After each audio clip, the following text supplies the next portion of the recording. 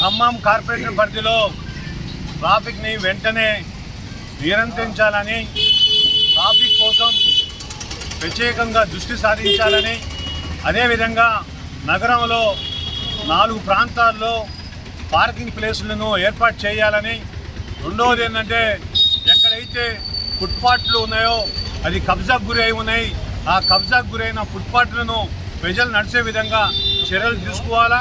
దీనికి కార్పొరేషన్ అధికారులు అదేవిధంగా ట్రాఫిక్ అధికారులు కలిసి వెంటనే దీని మీద ఒక నిర్ణయం తీసుకొని ఖమ్మంలో ఉన్న రద్దీని దృష్టిలో పెట్టుకొని ఇక్కడ ఒక చర్య తీసుకోవాలని చెప్పి సిపిఐ పార్టీ డిమాండ్ చేస్తూ ఈరోజు రాస్తారోకోలు చేయడం జరుగుతుంది.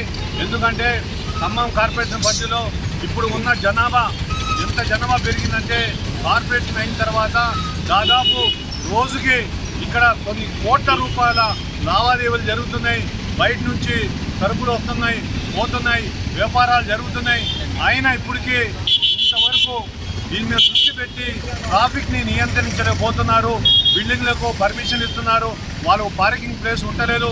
రెండోది షోరూమ్లు వస్తున్నాయి, ఆ షోరూమ్లో కూడా పార్కింగ్ ప్లేస్ ఉండలేదు. ఎక్కడ చూస్తే అక్కడ రోడ్డు మీద ఆపి ఎక్కడైనా సీరియస్ ఉన్న వ్యక్తిని హాస్పిటల్ తీసుకోవాలంటే ఆ చచ్చిపోయే పరిస్థితి వచ్చేసింది. అంబులెన్స్ పోయే పరిస్థితి కూడా లేదు. అందుకోసం వెంటనే అధికారులు దీని మీద దృష్టి పెట్టి వెంటనే పార్కింగ్ ప్లేస్లను ఏర్పాటు చేసి ట్రాఫిక్ని నియంత్రించాలని చెప్పి సిపిఐ పార్టీ డిమాండ్ చేస్తుంది.